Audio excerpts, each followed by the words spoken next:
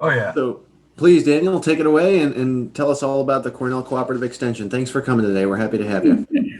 Thanks. So, good afternoon, everyone. As Mitch said, my name is Dan Welch. I'm the Associate Director of Cornell Cooperative Extension of Cayuga County, and happy to be with you today to talk a little bit more about our organization. We'll say it's been a while since I talked to Rotary Club. I won't get into the year, but the received a citizenship award from the Wallingford, Connecticut Rotary Club back in high school. So glad to be back in front of our Rotary group.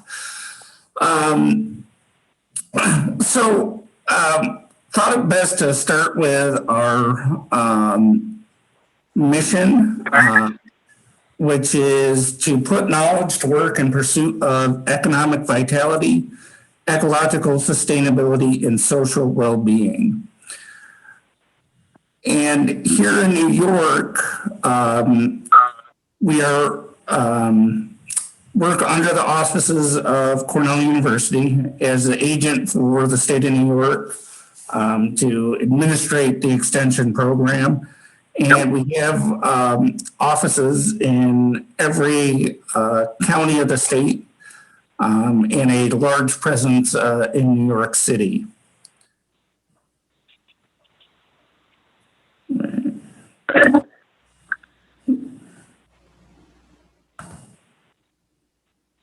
Okay, so one of the questions I get a lot is, what is the cooperative part of this cooperative extension thing? What does that mean? Oftentimes, even some of my friends in agriculture think we're a farmer cooperative. So I'm going to explain a little bit about that. Really, it's a partnership between the Cayuga County government, New York State, and the federal government through the United States Department of Agriculture.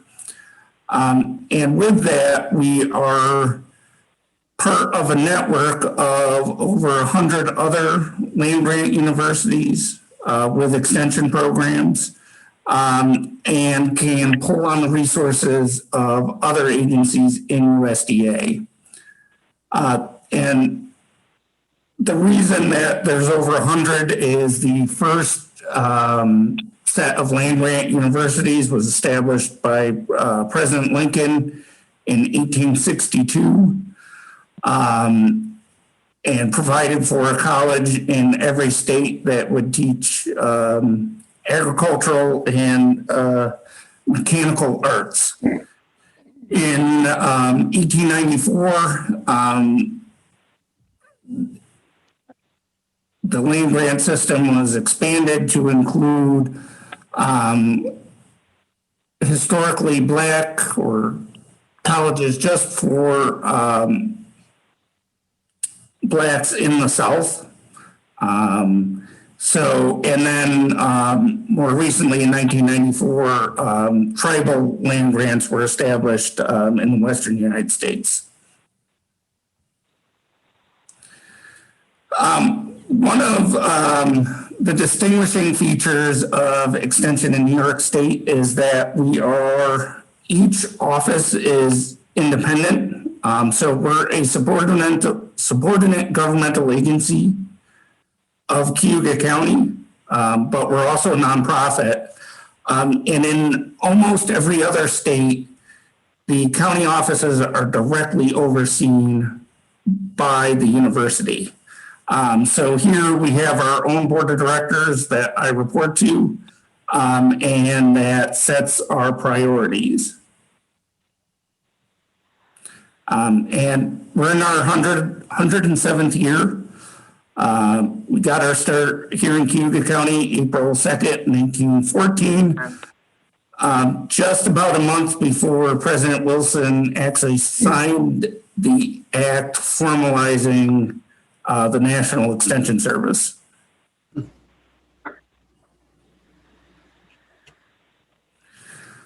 So what is our role? we educate the community, and we do that with science-based information from land-grant universities. So places like Cornell, Penn State, Rutgers in New Jersey. And that's one thing that really, I think, differentiates us and has been a challenge for us in the age of Google and Facebook. A lot of those questions in the past, somebody would call the extension office. Now they look it up and find whatever happens to pop up on their search engine. Another important role for extension is to work with our partners at the university on applied research. Okay, so taking the research, how does this work under real world conditions? So some examples from agriculture might be doing variety trials on different types of crops to see which one has the highest yield. It may be looking at how do we manage a different type of pest or new pest to this area on the farm. We do a lot of evaluation of our 4-H and nutrition programs to determine their effectiveness or to see how certain events or things might be happening. So right now, one of the things some faculty are looking at is how did 4-H participation impact youth reaction to the to COVID-19.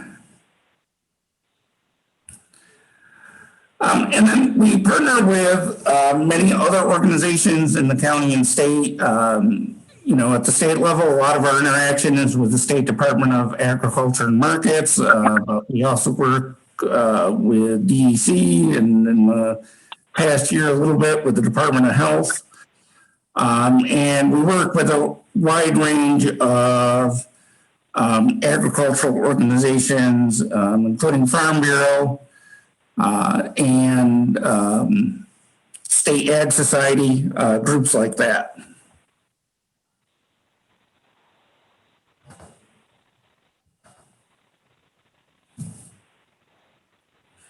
Okay, so I want to talk a little bit more about our specific program areas. So probably in the one foundational program, the one that probably a lot of people associate us with, the one we've been doing since the beginning, is agriculture and natural resources. So some of the things we work on in that area, one is commercial agriculture, so working directly with farms to help them with production and management. Another area is what we would call consumer agriculture, those folks that are growing things, but maybe not necessarily to sell or for profit. So we do a lot of assistance with them, primarily through our Master Gardener volunteers who are here. Actually, they started for this growing season, they started on Monday, here 3 days a week to answer questions that folks have about when's a good time to plant things, if somebody's having trouble with their tomatoes growing, want to try something new, they can call and get an answer from our Master Gardeners. We are also involved in efforts around water quality, both at the homeowner level and for farms. And then one of the other key things, and unfortunately Tioga County has a bad track record, at least with agricultural pests, where we're often the first or second county to find a new pest in the state. I don't know why that is, but over, I guess, my career, you'd have maybe something new come along every 4 or 5 years. Now it's almost every year. There's a new pest, and two factors drive that. One is globalization, and the other is climate change. So things that before couldn't make it through our winters are now able to. Nutrition and health. We primarily accomplish that through our SNAP Ed program, which is the Supplemental Nutrition Assistance Program, education targeting folks that are utilizing SNAP benefits, or what used to be known as food stamps, and also folks that have lower incomes, and in some cases there's certain health things we can target with that.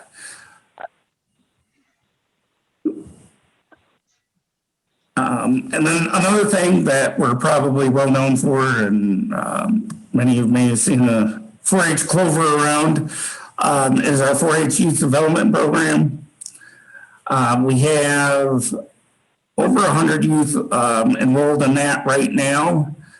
And I'll talk a little bit later about some of the things we're planning for there and some of the challenges we've had. And underlying all of this is a focus on community and economic development, and not necessarily in the way that an economic developer looks at it in terms of bringing new jobs here, but in strengthening our communities to make sure that our farms, our families, our communities are prepared, resilient, and can be vibrant going into the future. Okay, so I want to talk a little bit about our 4-H program, and on the screen there is our 4-H pledge, and I'll particularly note that one of the H's stands for using your hands for larger service, which kind of ties back to Rotary's motto of service above self. So I would say our 4-H program is in a little bit of a transition. Traditionally, our programs have been very focused on animal science, so youth that are working with their horses, cattle, rabbits, poultry, that sort of thing. Trying to improve their animals, getting them ready for fair, exhibiting them here in the county or at state fair. And really, it's our goal. We want to expand the program to provide more opportunities to youth in all the communities of Cayuga County. The other thing with our 4-H program is we're very much still rural based. So, we have real strength in kind of the southern end of the county and the northern end of the county, but we're looking to build that here in Auburn and the surrounding towns. The other thing is that certainly the last year has been a challenge for engaging youth, especially our teens. They kind of, I think after 6 hours of online school, the idea of doing something virtually from 4-H, they had enough by the time 7 o'clock rolled around for meetings and that sort of thing. So our membership is down a little bit because of COVID, and we're kind of going to be going into a rebuilding year, but not, I think, dissimilar from a lot of youth serving organizations.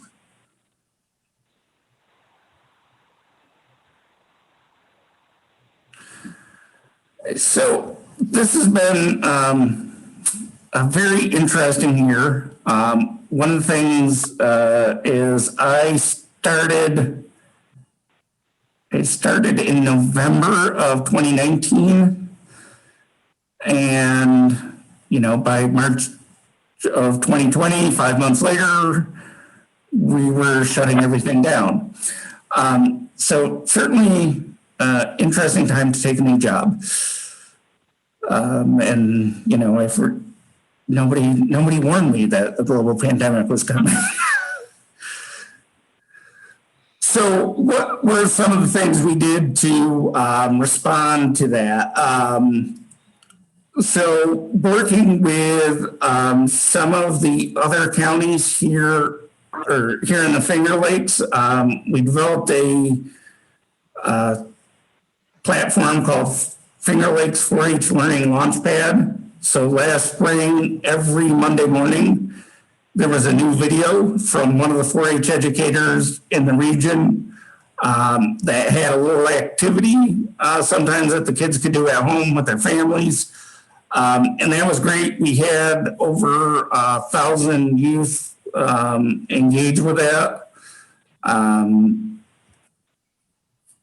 We weren't able, because we were doing it on Facebook, couldn't break it down by county, but that was pretty good.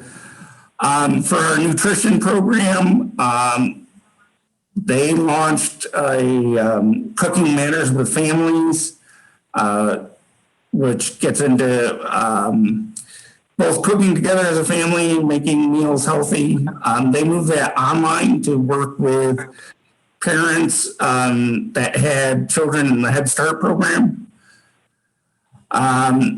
Agriculture, we kept the agriculture community informed about the many changes in state guidance. And particularly early on, the state had some interesting distinctions, I'll put it that way, between different types of farms and who could operate and how you could operate. We've been assisting the county health department with getting Spanish language materials for our farm worker population. And over the last several weeks, we've been working with the health department to organize and coordinate for getting our farm workers vaccinated. In addition, we distributed over 1,000 gallons of hand sanitizer to farms across the county last spring in cooperation with the state. We've also been involved with during school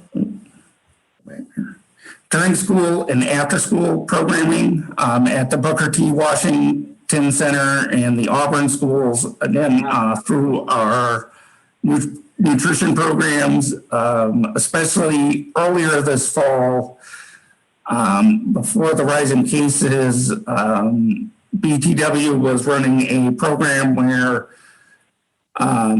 students whose parents were working all day could come there to work on their online schoolwork, and we were able to bring in some nutrition lessons to give them a little hands-on activity to break up some of that being on Zoom or Google Meet. Picture here is from our 4-H Youth Tractor Safety course. We run this every year to ensure that youth that may be employment on farms can operate tractors and other machinery safely. And in this case, for 2020, we had one session of the tractor safety before we had to move to fully online programs.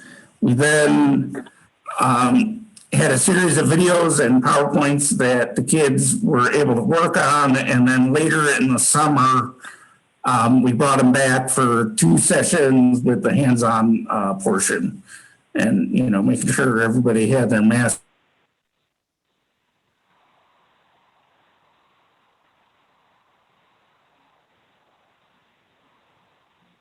Uh-oh. I think we lost him.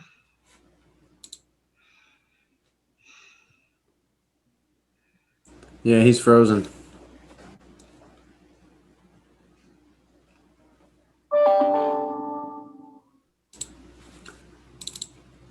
What'd you do, Donna? You break something?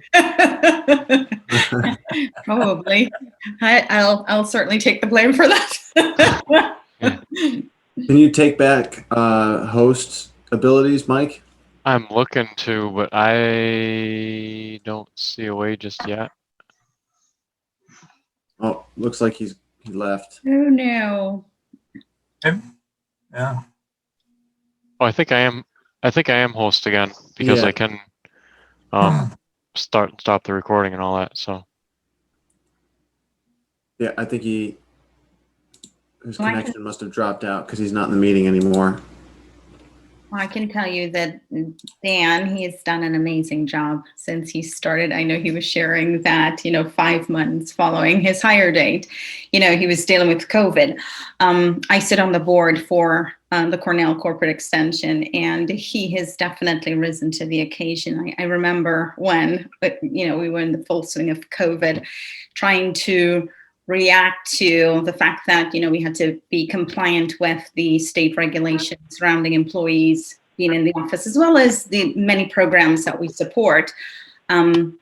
Dan was able to just get quite involved, implement the strategy for the organization and get everybody, which also included getting out to the farmers and doing what he had just shared with you surrounding getting the those sanitizers and so on out to the farmers. So he has done an amazing job. Oh, I think I see Dan. So Dan, let me not cut into your presentation and allow you to continue. You're doing such a good job, Donna. I was just sharing the little that I know about all that you've been doing. So I am sorry about that. We apparently lost one of our internet connections. So I just made you the host again, so you ought to be able to let share. me get that back up. Donna didn't waste any time singing your praises as soon as your connection dropped out. That's because he's amazing.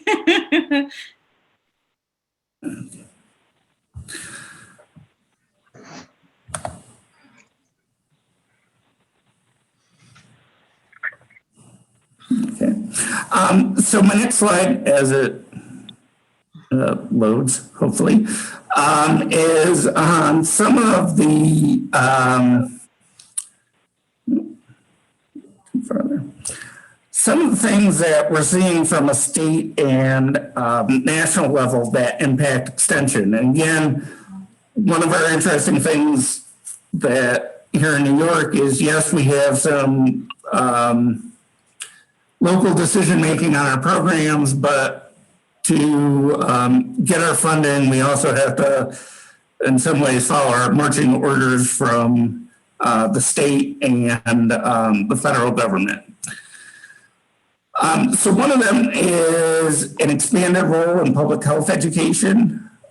In many ways, Extension has been doing this for over a century now, with our nutrition programs, food safety, helping families in both world wars to ensure they had a secure, safe food supply, and just things along that with food safety, both at the farm as we were getting started, and the early part of the 20th century with pasteurization, those types of things, helping folks. We still get calls the week of Thanksgiving about instructions on how to cook your turkey and what temperature to cook it at. So we're going to see an additional role there at the national level. USDA and the CDC are rolling out a program where we're going to leverage the extension system to encourage folks to get vaccinated, especially those that might be a little hesitant about the vaccination process. And the state is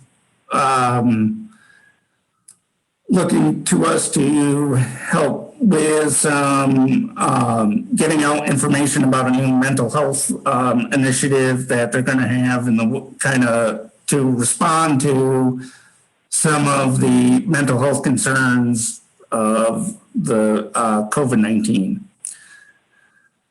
Another thing that's going to be on our plate is climate change, and huge set of issues there. One is going to be resiliency and adaptation for communities and farms, and how do we get both individuals and farms prepared for that. A lot of things on energy transitions and what does that look like.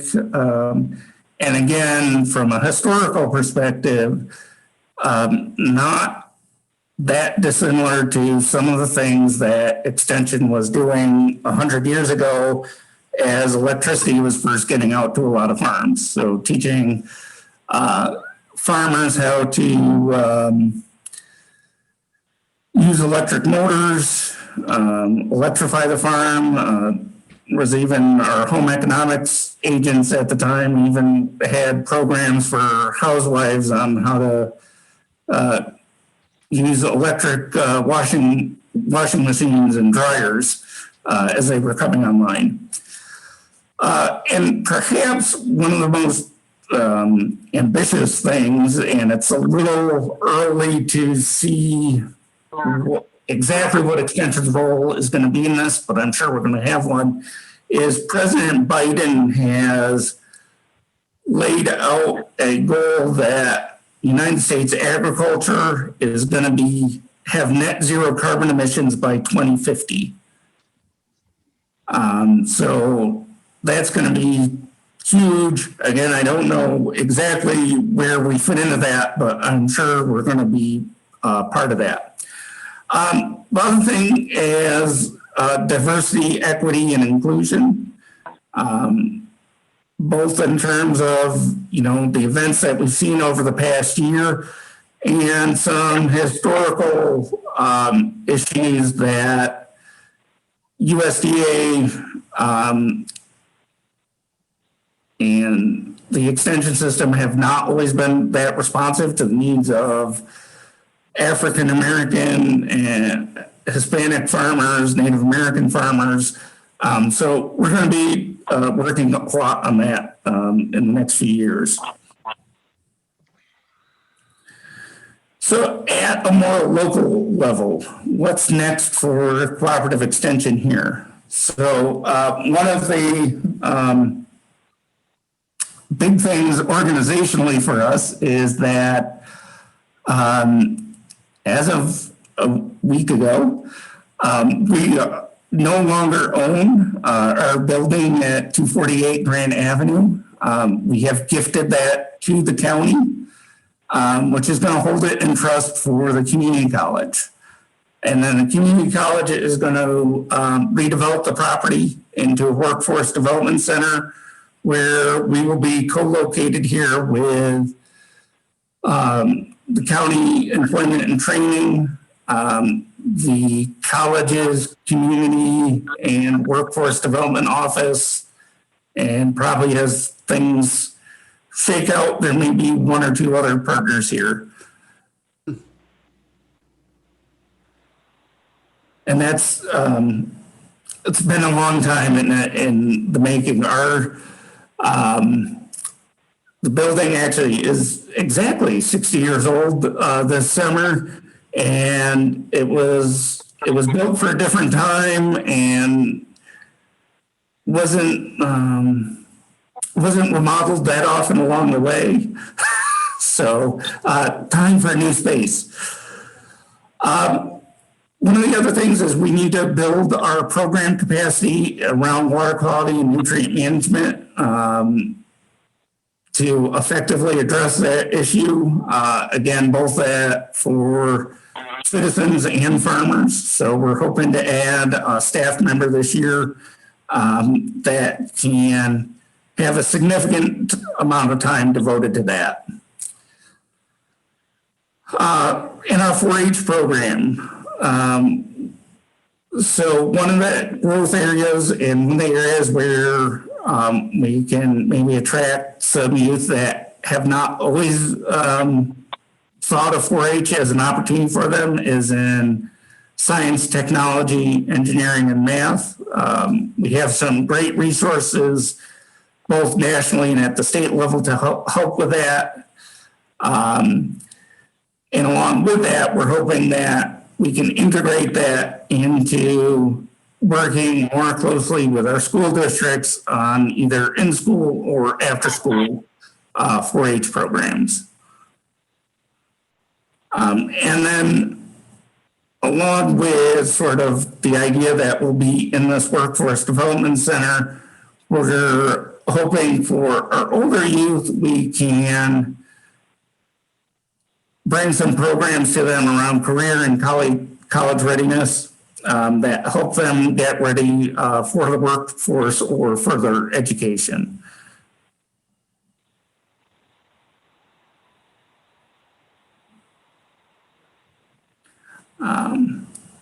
So my last slide is just to show some ways that anybody can engage with us. Certainly participating in a program.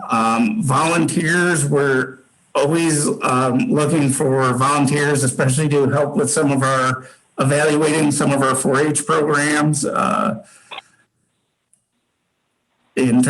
Sometimes there could be fun stuff just tasting some of the food they've made.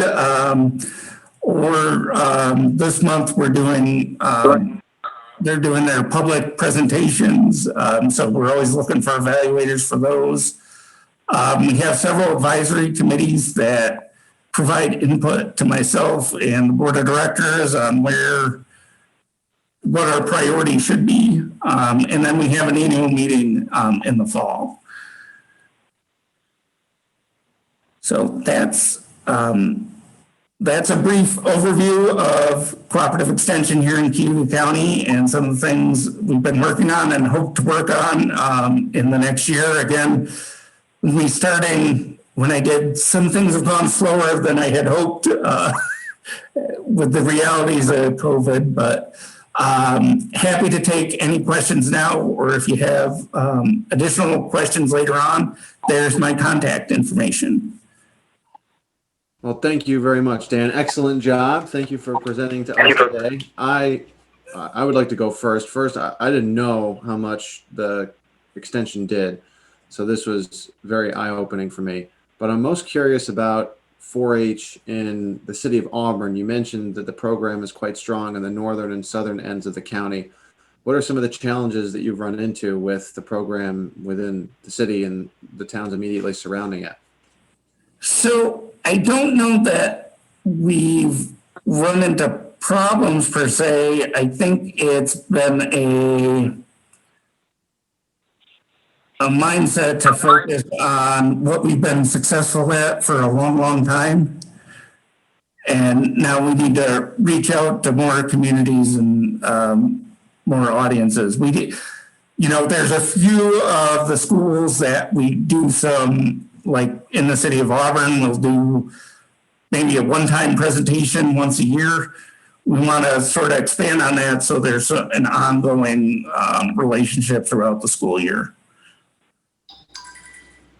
Thank you. I have a question, Dan. Have you thought, considering the high school has so much property and not all of it's tied up with sports fields, and a lot of it's really fertile soil because it's right on the Wasco outlet, have you considered possibly putting a community garden, coordinating with the high school and some of the other schools in the Auburn School District to put in community gardens on their properties and have the children learn about gardening and food production using that property?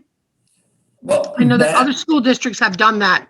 Yeah. And, in Tennessee, they did that a lot. Yeah. And So it was really helpful. Yeah, that's a great idea, and I actually had not thought about the high school. But definitely, definitely, that's a good idea.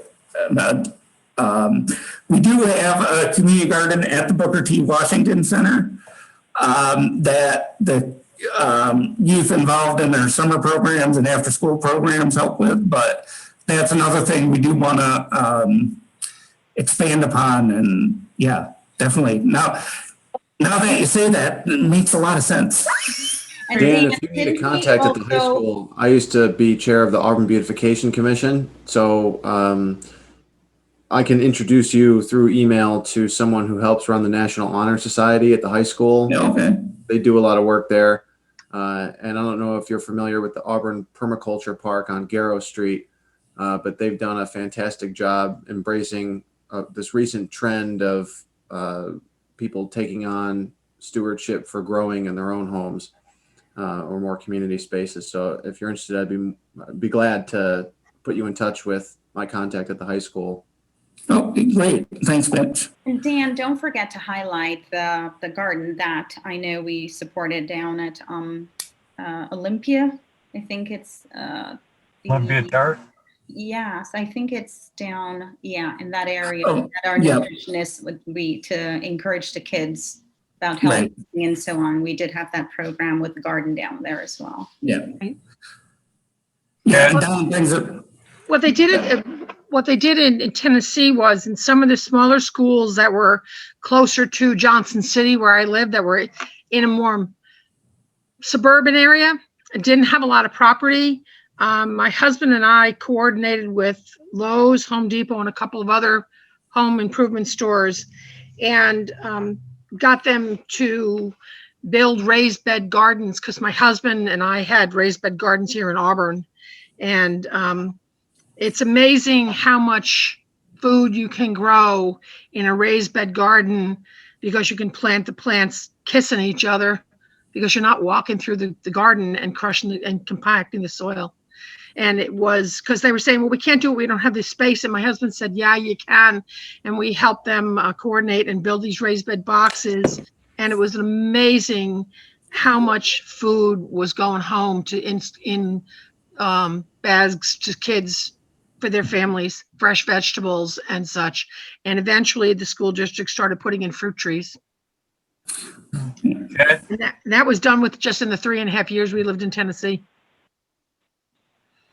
Dan, this is Chad Hayden. With the industrialization of agriculture and fewer people per acre being involved in agriculture, what impact is that going to have on cooperative extension? So this is a question. This is a question I think about a lot, and I think some of it comes into moving into some of these areas around community gardens, focusing more on our 4-H program, and sort of the model on the extension side. One of the things that's happened is our specialists and extension educators have had to become much more specialized with a higher level of education. And so that's already presented some challenges in terms of things like keeping good people in the extension family or extension system, because they have the same credentials now that private enterprise can be compete very well on salary and even on benefits now. So that is a challenge, and how that plays out over the long run it's going to be interesting to see. Dan, Thank you. one of the things that back in 1981, I worked for Easter Seals, and one of the things that we did was develop a raised bed garden specifically designed for people in wheelchairs and people with disabilities. And we did it down at Casey Park, which is another area that could be developed for the purposes of raised gardens, centrally located, plenty of parking, so on and so forth. But I would encourage that as you move forward with the idea of gardens that are community-based, that you consider that as well, because I think there's a tremendous population of people out there with who have mobility impairments who would be more than willing and would want to be involved in things like gardening and food production and so on and so forth. So that's just my 2 cents. It was very, very successful for us for about 3 years until we weren't able to do it at Casey Park anymore. But so that's just something to think about. The other question I have is how much emphasis, when you talk about 4-H and education of, how much emphasis is put on real, the reality of land management and maintaining healthy land to be able to grow things, especially with the onset of, as Chad pointed out, we have less family farms and more agribusinesses with a different mindset and how that's all handled. Yeah, so that's another one of those, and I think it plays into Chad's question a little bit, where this, for probably 30 years, the first 30 years or 40 years of the 20th century, that was a big focus of the 4-H program, both in terms of crop systems, as we get into looking at some of the problems with soil conservation. And one of the reasons that they worked with the 4-H youth was that they hoped that the kids were more willing to listen to new ideas and would go home and tell mom and dad what they learned and, oh, you should be doing this. Which I'm sure, dad said, what are they teaching you in that 4-H club? But at least here, as our focus on the agriculture side of 4-H has really turned more to the animal side. And I think we need to start incorporating more of that. How does this impact soil? What are going to be some of these challenges both around the structure of agriculture and how do you manage things in an era of climate change? Anyone else have any questions? A quick one, if it's okay. Dan, this has been really interesting. There's a lot of great ideas that people have shared and that you have shared. And I'll probably be following up with you on the raised bed stuff because there's some projects that we're working on right now on the West End that maybe there would be a tie in there possibly. But regarding your DEI initiatives, I was just curious if you could speak to kind of the aging population within the ag industry, what that picture looks like. So I know when I was working in ag years ago, it was an issue of farmers aging out, and specifically, what are you seeing with female farmers and on that front? Yeah. Okay. Thanks, Trish. So on the aging side of things, the average age of a farmer in New York State is 57. We're just a little bit below that in Cuyahoga County, like I think comes out to 56 and a half. And there's kind of I think there's a couple things at play. One is